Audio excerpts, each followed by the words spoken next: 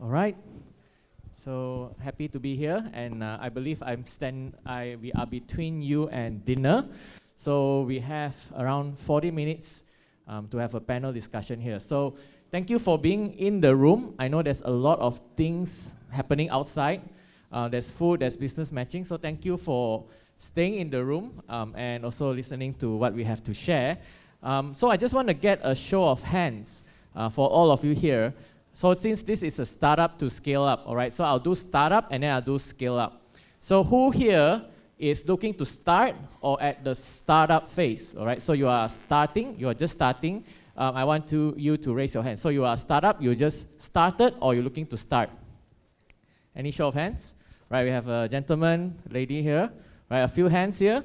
All right, so this is, of course, scale up. So how many in this room are looking to scale up? All right, can you raise your hands as well? Okay, so if you have the time, for those who start up and scale up, I also give you the time to actually ask questions. All right, so we also have my team, my producer Elton here. So I'm the host of the Asian Century podcast. So I talk to business leaders in Asia, and you also can find me on LinkedIn. I also help companies with LinkedIn as well. And today we have a very distinguished panelist, all right? So we actually flew someone in. We have a queen, we have software, and then we also have someone who is very connected to Vietnam as well, all right? So all very, very different industries. All right, so I will start one by one and also get them to share their scale story with us as well, all right? So starting from the queen herself. So we need to start with royalty. We have Nini Tan, founder of dobiQueen, all right? So dobiQueen has many, many outlets. So dobiQueen's mission is to improve lives of homemakers. You might have seen some of their outlets. So Nini, first question to you is, tell us your scale story. How did you grow to the size you are today? Right. Do you need yes, just sound check. Can everyone hear me? Oh, okay, I think this is better.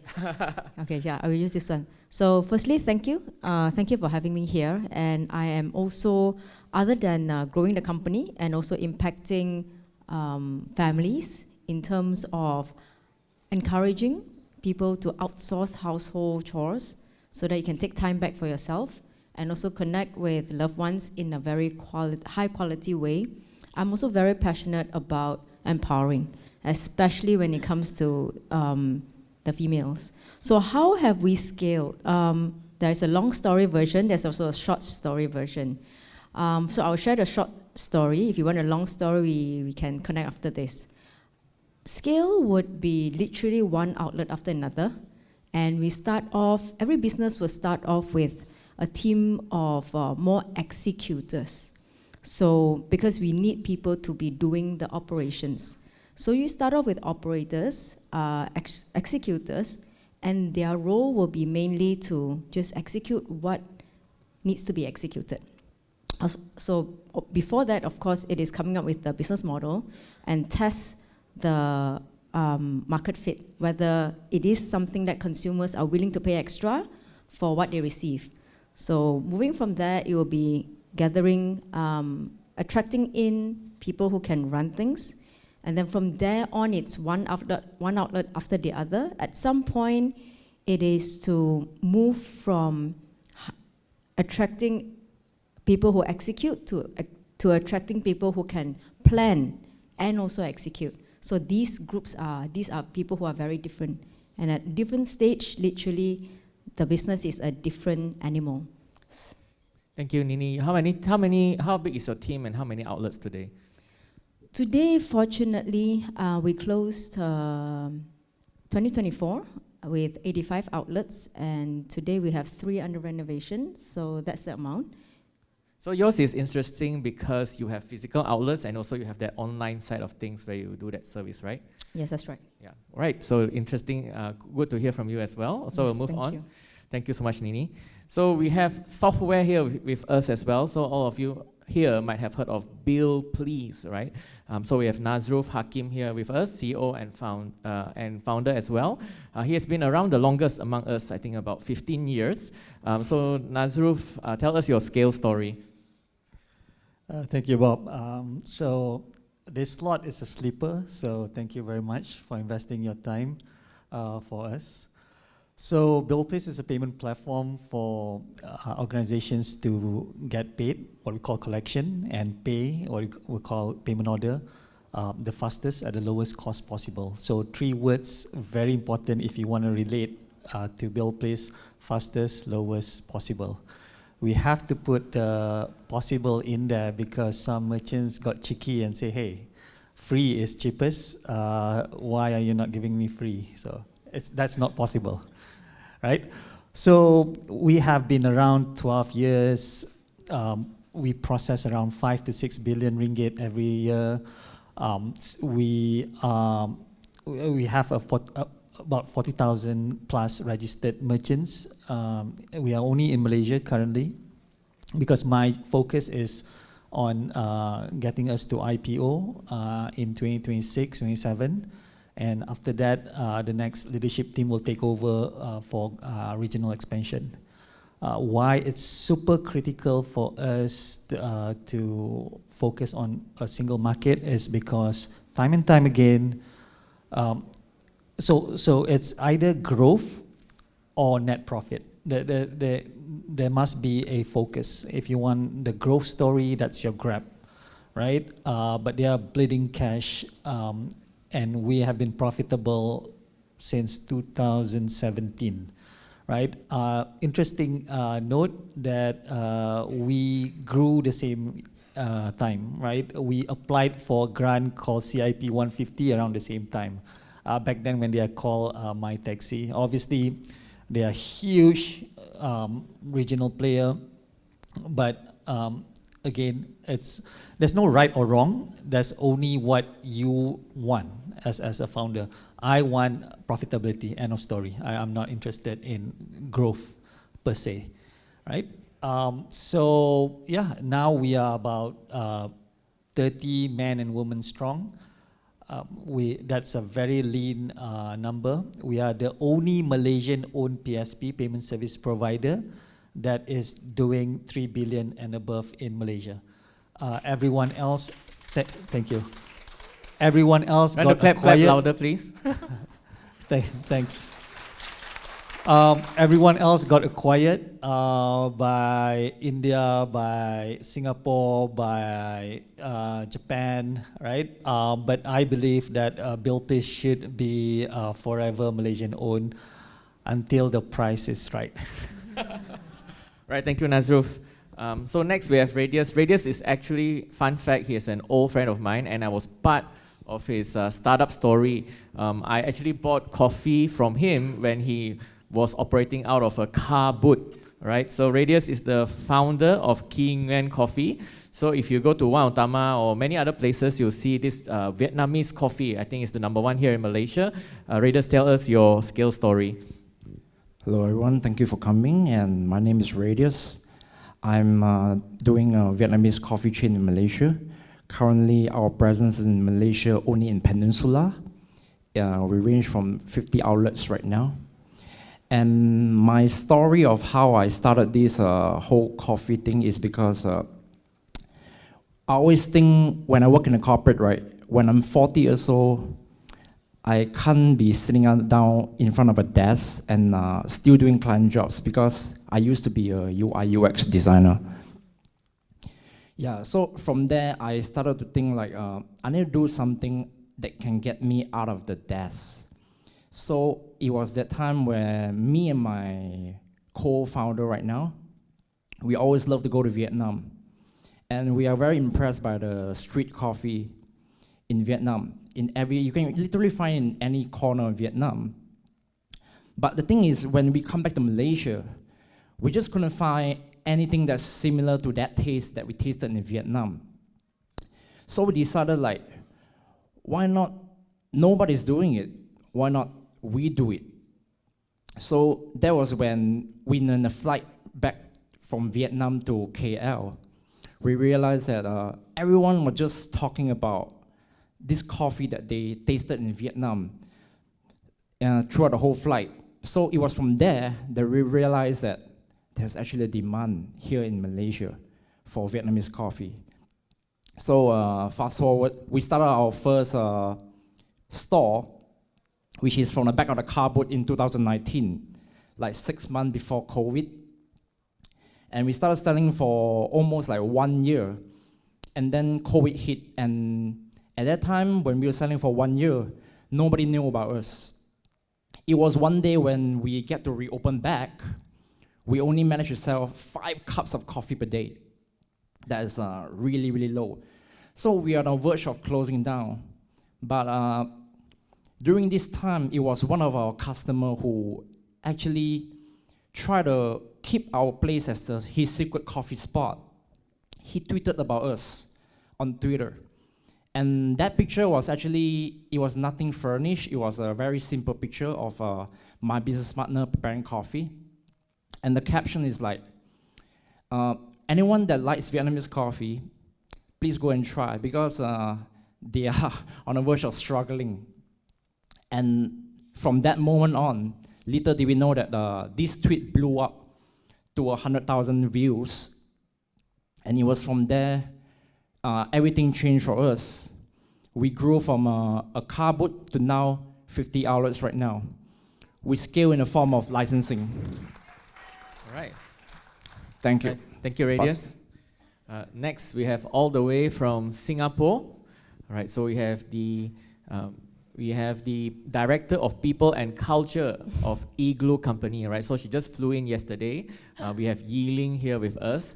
And she is the one that scaled not only multiple markets, not only multiple countries, but she has scaled multiple continents. So Igloo Company is headquartered in Singapore, has a huge market, 80% of the market is in the US, has a presence in Europe, and also a lot of market share in Japan and Asia as well.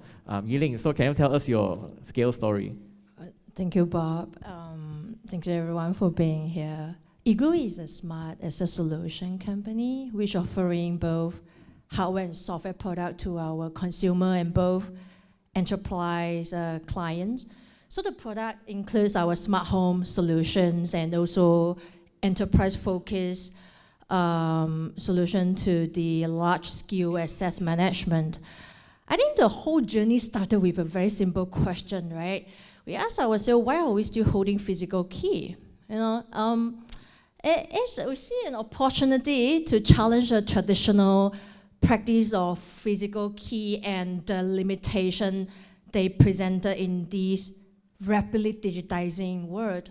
So it's not only about replacing the keys, it's actually about how to create a world which is more connected, more secured, more smarter.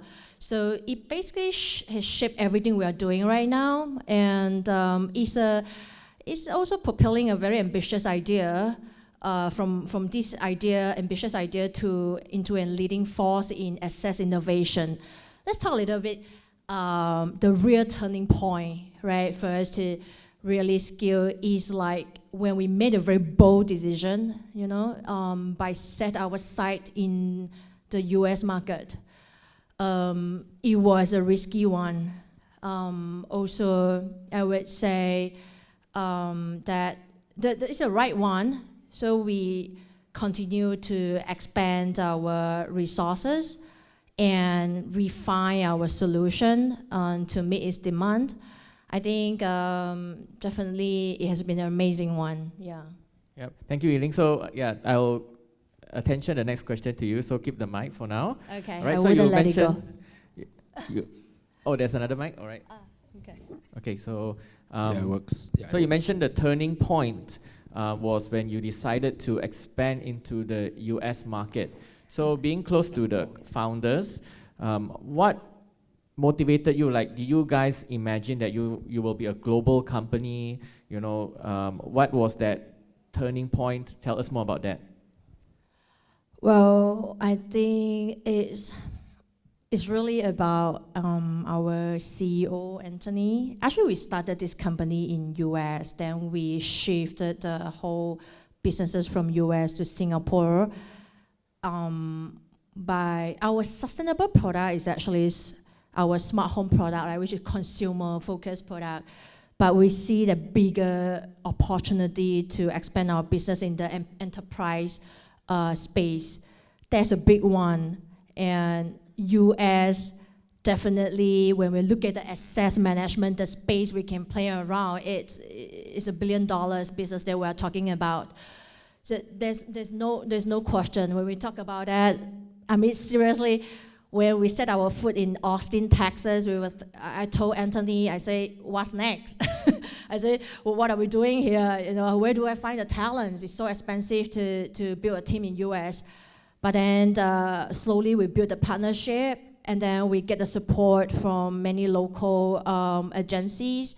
And now, like what Bob said earlier on, is really almost like our key market right now is 80% of our revenues for Igloo. Yeah, I think that's a main motivation that we until now is still our key market for the company. Yeah. Right. Thank you, Yiling. So next one, I move to Radius. Thank you for sharing. So Radius really shared from the heart, right? He say, oh, that tweet, customers were trying to support us, and it was during the pandemic, COVID time. So it's like, oh, go and support your local business. And actually, fun fact, his truck that time was quite near my house, so I got to go. So anyway, Radius, to ask you that question, right? So after you went viral, all right, so now today you have like more than 50 outlets is on a franchise basis. So what happened? Tell us what happened after you went viral. Do you say, oh, let's do franchise, or what happened after that? After we went viral, we kind of have no idea where to go from there actually. But liking the movie called The Founder, which is about McDonald's, we quickly figure out like, I think it's time to start licensing our brand out, our trademark out, because the demand is rising from all around Klang Valley, and we have to figure out a way to actually scale up our production, our logistics, and all those kinds of things, yeah. Yeah, so like, I noticed a few F&B brands, so let me get your take on this. So mostly from F&B point of view, when you go viral, you have to go fast, right? Am I right? Yeah, you're right. Basically, you gotta tap into the cake while it's hot. Yeah. All right, thank you, Radius. So moving on to Nazroof, right? So Nazroof, you've been around the longest. So you keep on repeating that, like it's a bad thing. Yeah, so like, what was your turning point? So just to touch on that statement, right? It doesn't feel like 12 years. It's feel like fun, right? When you love doing, it's cliche, but when you love doing what you do, it's not work anymore. Like time flies really fast, but at the same time really slow as well in some cases. Sorry, what's the question again? What was the turning point? Okay, so. So the turning point, I would say, it's when I watched this youth. So if you understand product market fit, right, or product growth graph, there will be a point where you'll come to the valley of death, right? You're growing, and then suddenly you're zip, right? And the trick is to crawl your way up. So when I was at the bottom of the valley of death, I still remember vividly clearly, it was a Sunday. I made an excuse to go to office. Back then it's not even an office, it's a Khor desk. Because I just cannot, I just need to be by myself, right? And I watched this YouTube clip. Steve Ballmer of Microsoft was jumping up and down and shouting, developer, developer, developer. Like, that's a bit weird. This is a Fortune, back then, probably Fortune 10, right? Why is this guy clowning himself? And then it hit me like a rock, like, poof, like, oh man, I've been selling to the wrong market. That's why we saw some growth, but then it plateaued down. It went down because the target market was wrong. I shouldn't be selling Billplz to business owners, right? The one that makes the decisions are the developers. Because no matter whether you like me or not as a person, I hope you do, the one that makes the decision when it comes to payment module is the developer. So that's when I understood Steve Ballmer, what Steve Ballmer was saying. Microsoft was scaled not by CEOs, right? It's by the CIOs, the developers that say, hey, we need this software, right? We need this tool, right? Buy it for us. So the next week, I immediately gather the three of us around the table and say, hey, let's triple down on developers. So that's when we start on our API documentation, on plugins integration, so on and so forth, right? So lo and behold, everything changed after that. Lesson of the day for me is know who to target, right? Because product market fit is everything. It's assuming you're not into deep tech, which requires a lot of money. You're a typical enterprise or even consumer solution play. You don't need a lot of money.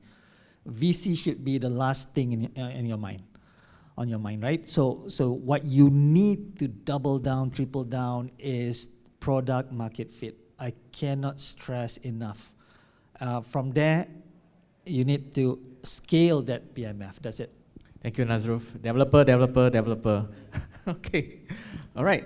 So next one, I move to Nini. All right. Nini is actually very interesting, right? She's in a market that has been around for the longest time, one of the longest time, right? Quite a saturated market in terms of laundry. Everyone knows the word dobi, all right, since it's been there since the beginning, right? So since in a saturated market, you managed to differentiate yourself. So what was the turning point? Okay, so I'll take this in the context of retail. First is in retail, and second one is in distribution channel.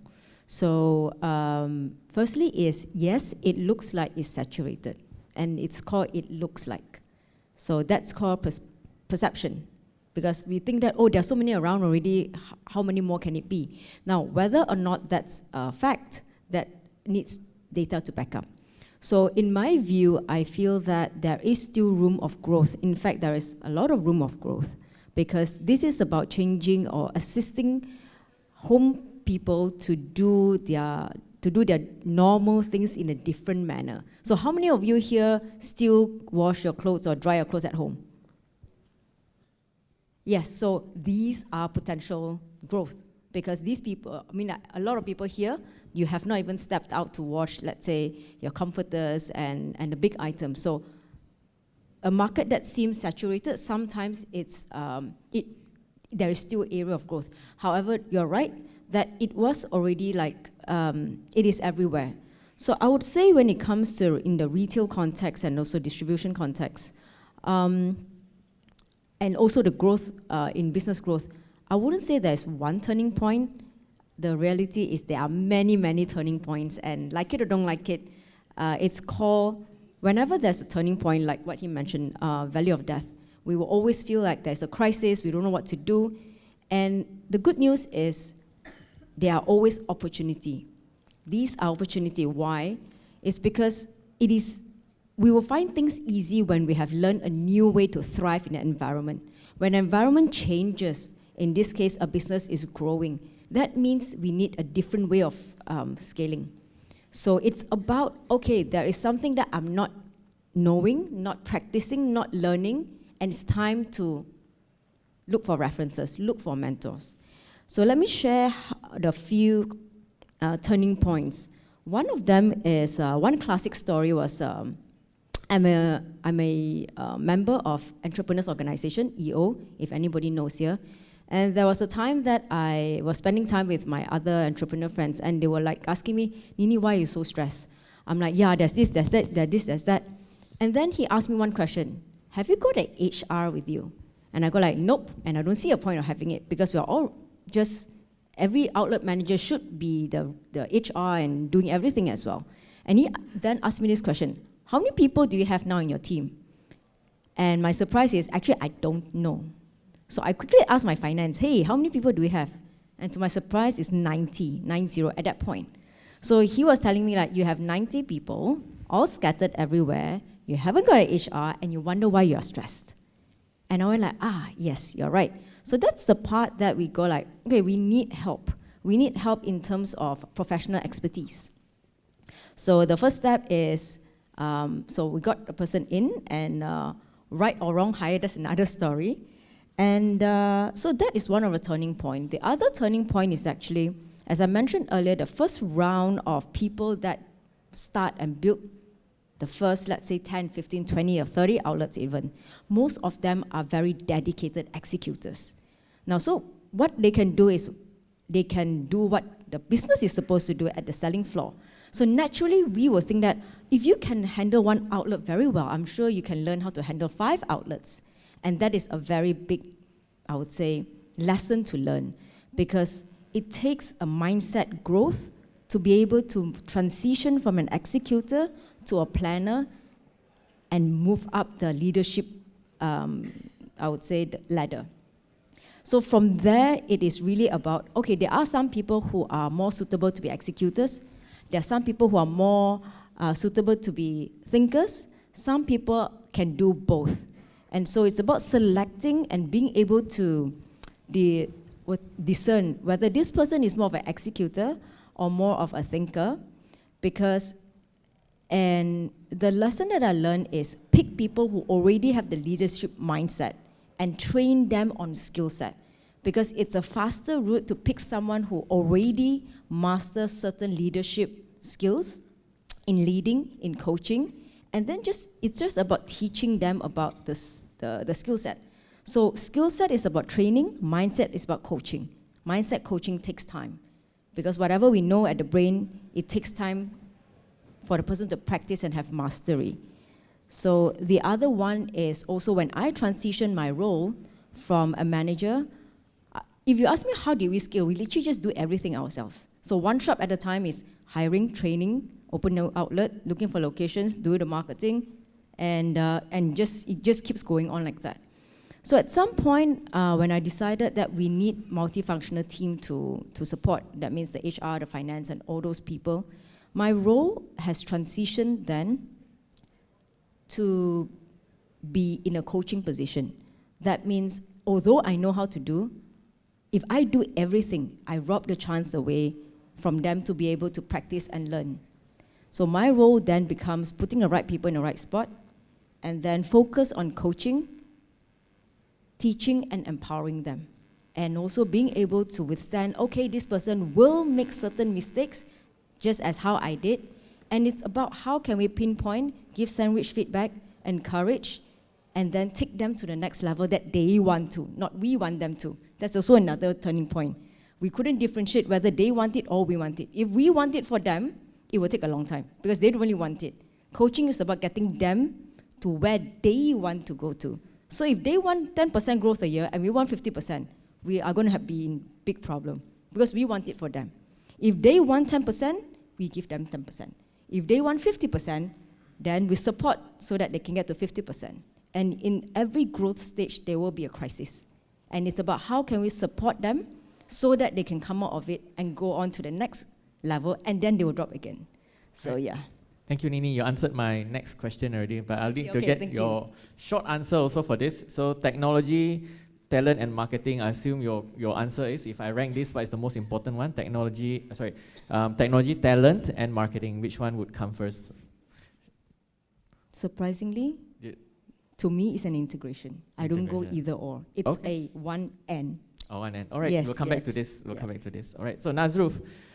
So the next question is rank technology, talent, and marketing. You are a technology company.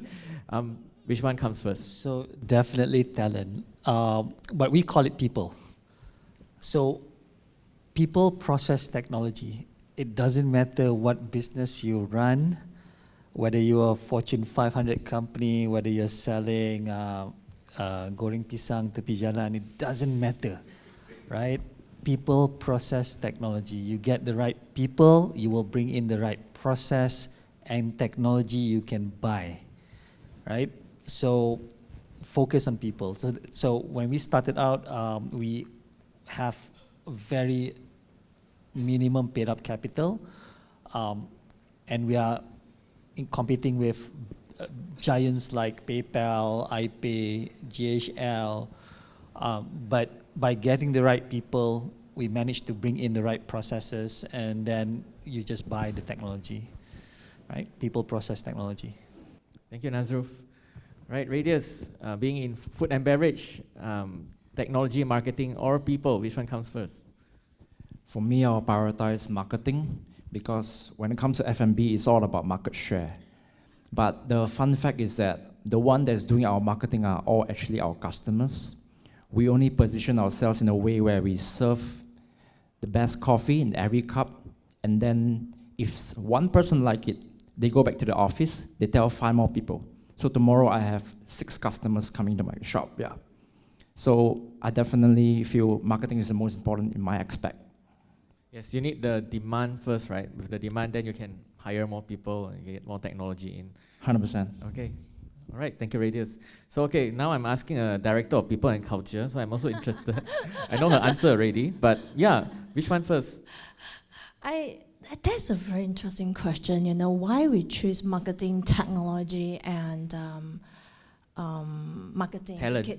Yeah, and talent, because it's a very expensive investment. For all company owner to aware about that. I think it requires a very deep understanding about business landscape, right, and its objective. 100% like what Bob said, because of my, you know, focus, talents definitely is the priority. And I just shared with Nazroof just now in the room, I say it's what keeps all the founder and owner awake at night. You know, what happened to my team, you know? Why you guys not doing job well? I think it's very important to find that skilled and adaptable individual to join your team, because they are the one shaping our culture. Definitely, I would say that this is a very long journey to build your talent, because it's pretty much like shaping our culture. How do we work together? So definitely the investment on talent are really, really very important, because they shape the pulse, right? We're talking about that, how your company jump. You're jumping fast, you're jumping slow. It's about your people, how they dance the show. I think Eagle started for like 10 years. Year 1, year 10, talking about people in the top management meeting, you know, and like, you know, that's a really, especially after COVID, and talent are expensive. Like just now I mentioned, as we expanded into US, it's really challenging to find the talent, which actually with that very mixed, unique of strategic mindset, as well as the cultural alignment with the company marketing expertise. That's why we focus a lot on finding the right people to scale the business. Thank you, Yiling. So I'll stay with you. So you're in multiple continents. So besides the time zone, what was your biggest challenge when scaling? I would say, yeah, time zone is a big one, you know, people need to sleep, we were fighting for the sleeping time.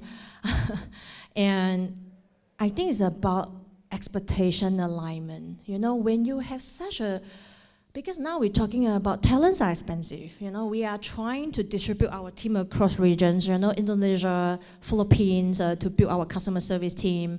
Our main commercial team is actually based in US. I think how to align the expectation and to ensure we all on the same goals is really important. Despite, it's very funny when, you know, me and Anthony, our CEO, we have held many town halls, you know, communication, big, small. There still will be question, Eileen, what's our focus? I say, like, are you serious? Like, why don't you know our focus? You know, what's the priority? So I think it's about how to keep all those regions really aligned on the same goals. It's really the big challenge now. Yeah. Thank you, Yiling. So we have around 5 minutes left, so we have to move things up. So Radius, what was your biggest challenge? My biggest challenge definitely is lack of manpower. It's not easy to hire, so I need baristas for every outlet. I need 2. And another one would be every time we want to rent a place, the leasing manager will be like, another coffee chain? Come on. We have enough of that, yeah. So there are a couple of roadblocks when it comes to renting a new place for us to scale our outlets, yeah. And lastly will be quality control, because we are all dealing with human factor here. So it's really hard to actually control the quality of the coffee to be consistent in every outlet, yeah. So I got 3 major challenges here. Thank you, Radius. So we'll move on to technology. Nazroof, what was your biggest challenge? So my problem is a good problem to have. So we did very well, especially after COVID. So well that an Indian company wanted to buy us out. Obviously, we said no because the price was not right. But also 1/3 of the company decided to form a competing company, right? So people will be your double-edged sword, right? You need them at the same time. They can live and compete with you. It's all fine, except when they do it illegally. So that's when I think the solution to that is you have to have, I guess, a decent HR manager to make sure that all paperwork is in place, so that when you do face that good problem, right, you're ready to face them in court. Yeah. Okay, thank you. Right, Nini, so what was your biggest challenge? Biggest challenge for us has always been, I would say 2 parts. One is people, and also because we don't see the people. So you need to entrust the task to someone that you don't really see. And people can tell me CCTV, yes, but when you have 85 going to 100 outlets, you have more than 1,000 CCTV. And so viewing CCTV itself is also a challenge that you need people to do. And so other than people, I would want to highlight something that I recently learned. It's about at every stage of the business, it's also a growth stage for the entrepreneur. Because when we first start out, it's about you get the sales first, and then the product market fit. It's all about our how. When it comes to the next stage, it's really, we can't do so many how. I cannot be the last approval for so many things. So then the focus will be about the who.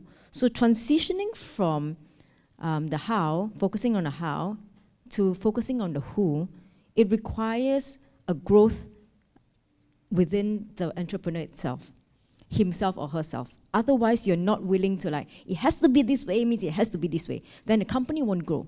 So I would say that companies that are growing, it would grow as fast as the entrepreneur's mindset grow. And there are a few stages of that as well. Yes, so finding people. When it comes to finding people, it's also about whether this high caliber person wants to work with a smaller company. So how do we then sell to the person who is, let's say, having the track record of being in a multinational company? How am I going to attract this person in?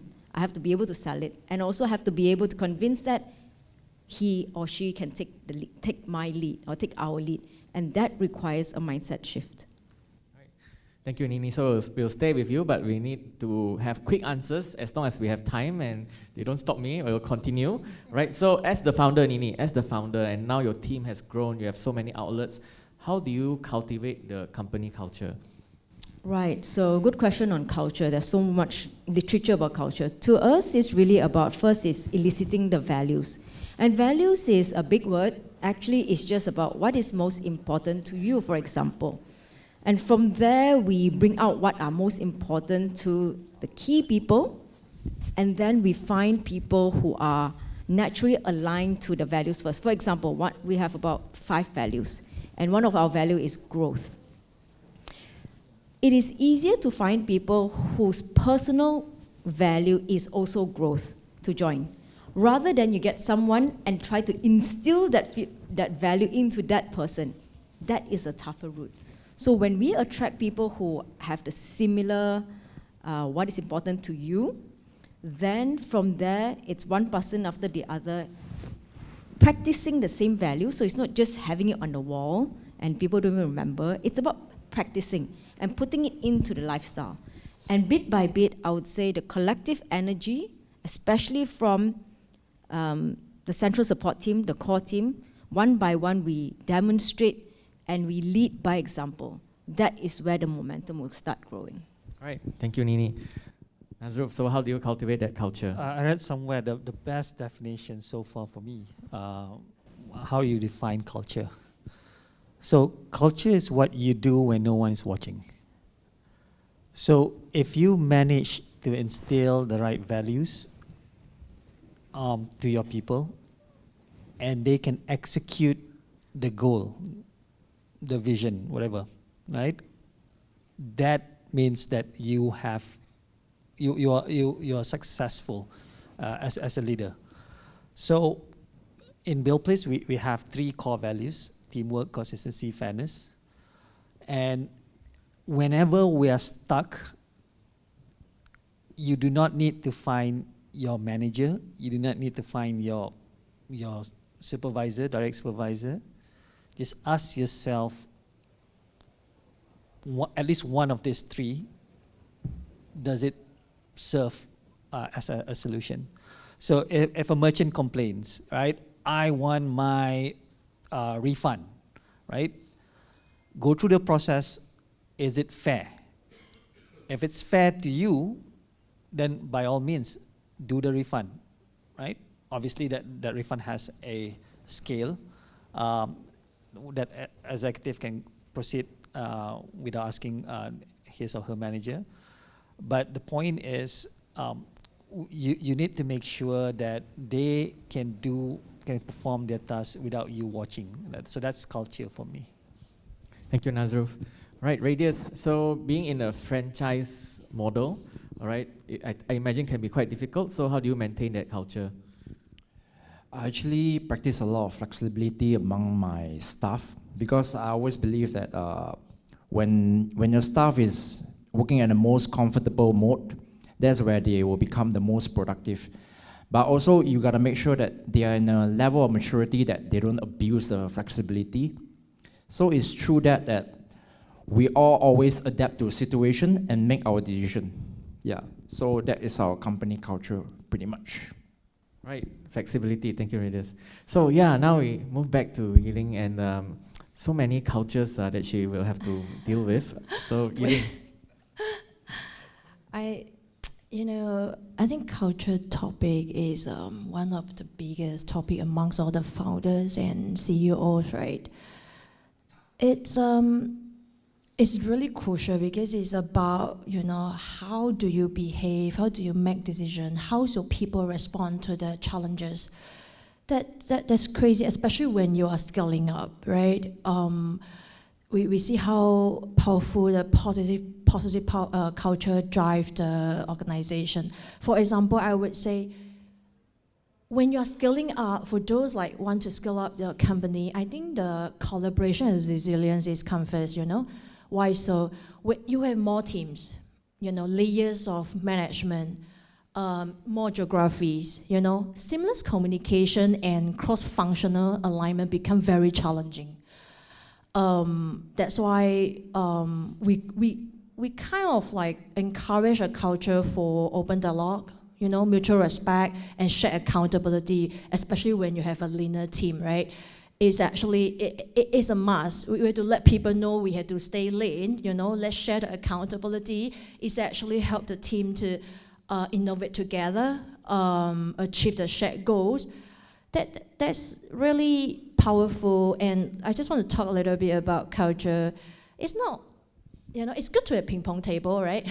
More snacks, more variety of snacks in your pantry, unlimited time off.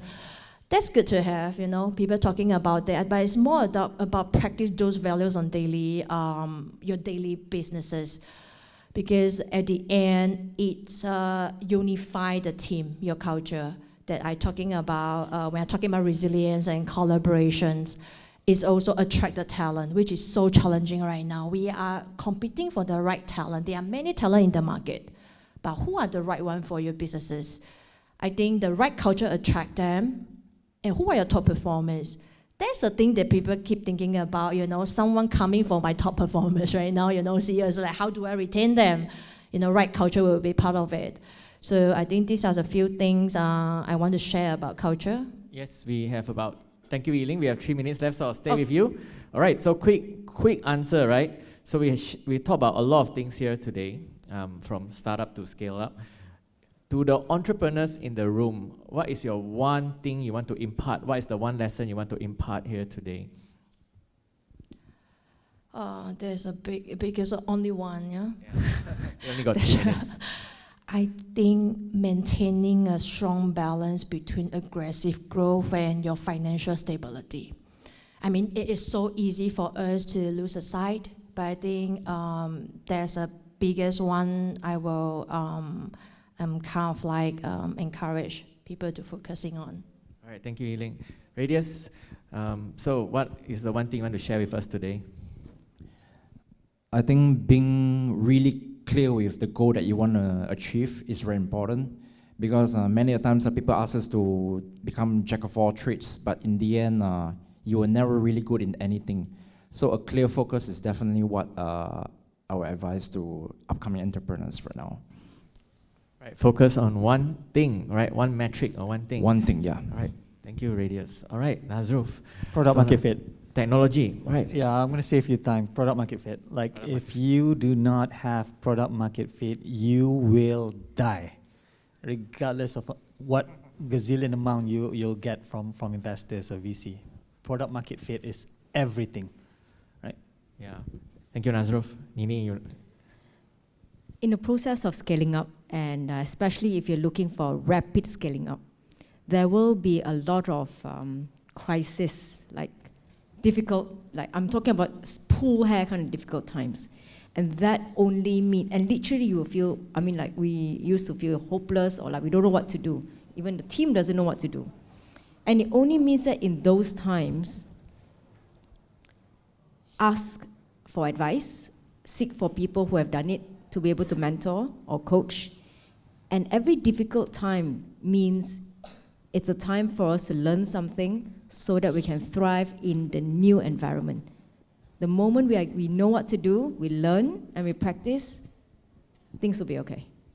Thank you so much, Nini. That is a great answer to wrap up, because this is an amazing panelist. So after this, if you have any questions, I imagine they will be outside hanging out or walking around.